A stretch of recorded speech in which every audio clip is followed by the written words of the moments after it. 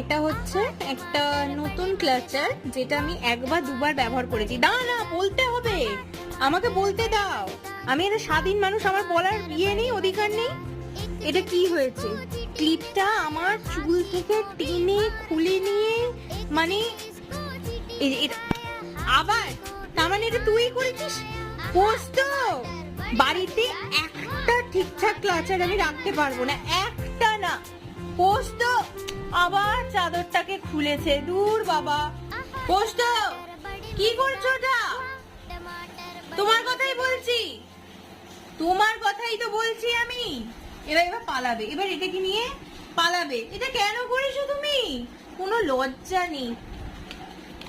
আপনাদের কার কার বাড়িতে এরকম নির্লজ্জ বাচ্চা আছে আমাকে অবশ্যই জানাবেন।